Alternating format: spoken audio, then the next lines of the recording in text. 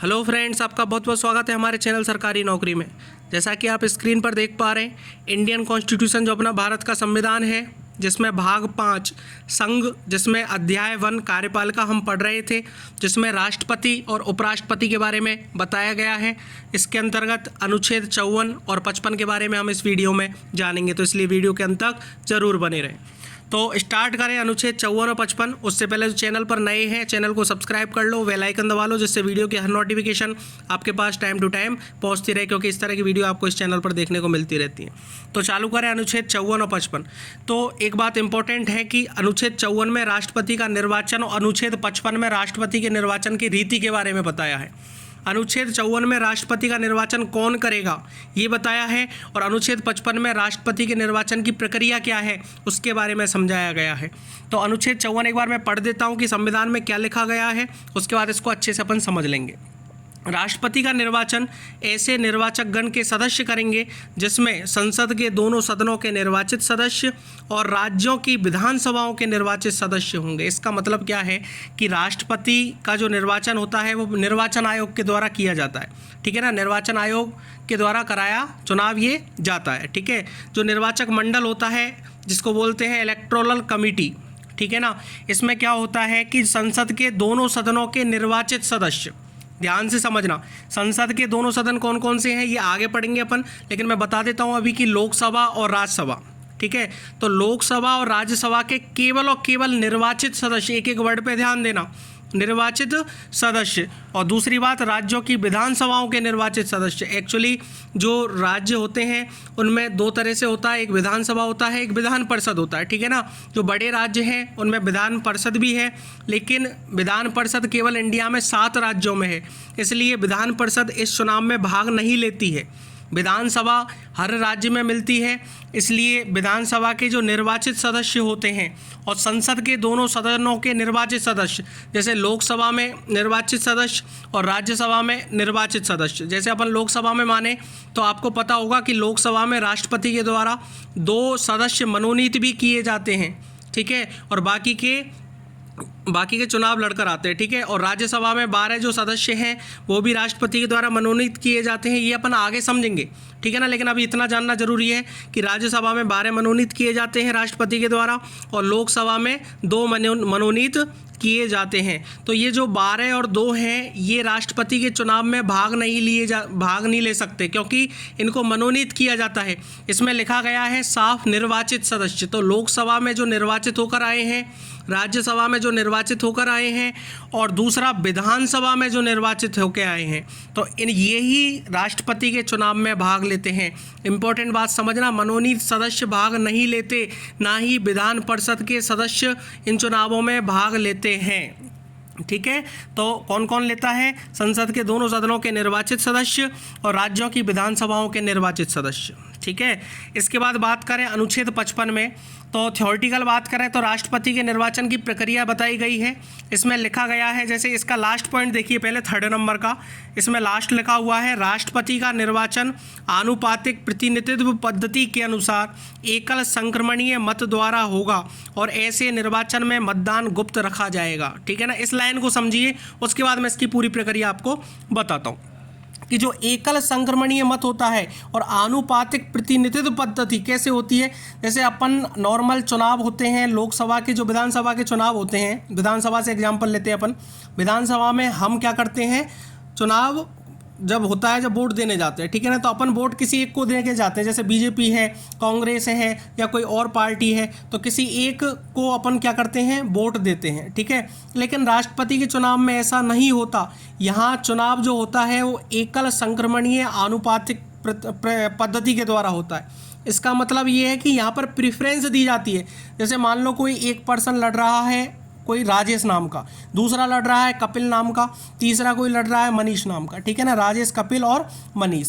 तो जो ये विधानसभा के सदस्य होंगे, लोकसभा के सदस्य होंगे और राज्यसभा के सदस्य होंगे, ये क्रम से वोट देंगे। जैसे वोट उनको तीनों को देना पड़ेगा, लेकिन आप पहली चॉइस किसको रखना चाहते हो, दूसरी चॉइस किसको रखना चाहते हो, फिर तीसरी चॉइस किसको रखना चाहते हो, इसको बोला जाता है एकल संक्रमणीय आनुपातिक पद्धति, ठीक है, तो इस तरह से चुनाव होता है। दूसरी बात, इसका आपको पता है अप्रत्यक्ष चुनाव होता है। अप्रत्यक्ष का मतलब क्या होता है कि हम जो जनता है वो वोट नहीं देती। वोट कौन देता है? लोकसभा के निर्वाचित सदस्य, राज्यसभा के निर्वाचित सदस्य, विधानसभा के निर्वाचित सदस्य, ये वोट में भाग लेते हैं, ठीक है। और एकल संक्रमणीय पद्धति के द्वारा चुनाव संपन्न कराया जाता है, ठीक है, इस तरह से। अब इसमें बात करें कि एमएलए की वोट की कीमत क्या होती है या फिर एमपी के वोट की कीमत क्या होती है, ये सारी चीज़ें जानना भी जरूरी है। तो इसमें साफ लिखा गया है कि राज्यों में आपस में ऐसी एकरूपता तथा समस्त राज्यों और संघ में समतुल्यता प्राप्त कराने के लिए संसद और प्रत्येक राज्य की विधानसभा का प्रत्येक निर्वाचित सदस्य ऐसे निर्वाचन में जितने मत देने का हकदार है उनकी संख्या निम्नलिखित रीति से अवधारित की जाएगी। देखो, इसको पढ़ने से मतलब वो नहीं है, आप समझने की कोशिश करना कि जो विधानसभा है इसमें एमएलएज होंगे और राज्यसभा और लोकसभा में एमपीज होंगे। क्लियर बात? लोकसभा और राज्यसभा में कौन होगा? एमपीज होंगे, और विधानसभा में कौन होगा? एमएलएज होंगे। अब एमएलए का क्या होता है कि एमएलए की जो एक वोट की कीमत होती है, एक एमएलए की एक वोट की कीमत होती है कि एमएलए कौन होता है? एमएलए विधानसभा का क्या होता है? सदस्य होता है, ठीक है ना। तो एमएलए की जो वोट की कीमत होती है, तो जिस राज्य से वो एमएलए है, मैं जो कह रहा हूँ वो ध्यान रखना, ऐसे चुनाव नहीं होता। आपने देखा होगा राष्ट्रपति के चुनाव में वोटिंग की संख्या आती है कि ये 5 लाख से जीता, ये 6 लाख से जीता, ये 7 लाख से जीता, इस तरह से आती है। अब आप सोचो 7 लाख 6 लाख सदस्य थोड़ी हैं अपने देश में, लोकसभा के, राज्यसभा के, विधानसभा के, सबको मिला लो तो भी नहीं बन रहे, तो ठीक है ना। तो क्या होता है इनकी एक कीमत होती है एक एक वोट की। तो एक एमएलए में क्या होता है, एक एमएलए की वोट की कीमत कैसे फैलाई जाती है? वो बनाई जाती है कि उस जिस राज्य से वो एमएलए है उस राज्य की टोटल जनसंख्या अपॉन में, अपॉन का मतलब बटे में, जो टोटल विधानसभा की उस राज्य में सीट है इंटू 1000। दोबारा बोलता हूँ, जो टोटल राज्य की जनसंख्या अपॉन नीचे बटे में, और जो विधानसभा की सीट है उनकी संख्या इंटू 1000, ये एक एमएलए के वोट की कीमत होती है, ठीक है। दूसरी बात, एक एमपी के वोट की कीमत कितनी होती है? तो एक एमपी के वोट की कीमत, जब तक आप एक एमएलए की वोट की कीमत नहीं निकालोगे एमपी की नहीं निकलेगी।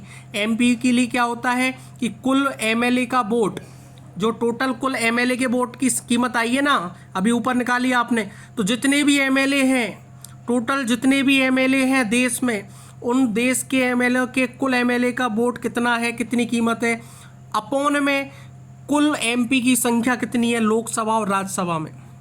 समझ में आया? एक एमएलए की कैसे निकालते हैं वोट की कीमत? उस राज्य की कुल जनसंख्या जहां से वो विधानसभा में आया हुआ है, ठीक है ना, मतलब विधानसभा में जो सदस्य है उस राज्य की कुल जनसंख्या अपॉन एक जो विधानसभा है उसमें सीट कितनी है इंटू 1000। इस तरह से एक एमएलए वोट की कीमत निकलती है।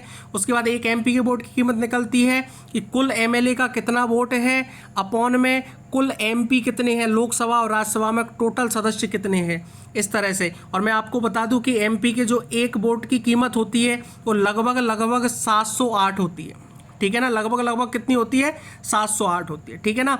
और इस तरह से चुनाव की प्रक्रिया संपन्न कराई जाती है। और राष्ट्रपति के लिए जो जमानत की राशि होती है, चुनाव लड़ने से पहले उसको जमानत राशि जब देनी पड़ती है, जो होती है 15,000 रुपये, ये भी ध्यान रखना, ठीक है ना। कितनी होती है? 15,000 रुपये। इसमें नहीं लिखा गया है, मैं आपको समझा दूँ। 15,000 रुपये होती है, जिसमें क्या होता है कि यदि उस जो चुनाव लड़ रहा है, यदि वो 1/6 वोट भी नहीं ला पाता, वो 1/6 वोट भी यदि नहीं ला पाता तो उसकी जमानत राशि नहीं दी जाती। आपने सुना होगा ना कि जमानत जब्त हो गई, तो इसी को बोलते हैं जमानत जब्त होना। 1/6 वोट लाना अनिवार्य, यदि नहीं लाया तो उसकी जमानत की राशि जो 15,000 है वो भी क्या हो जाएगी?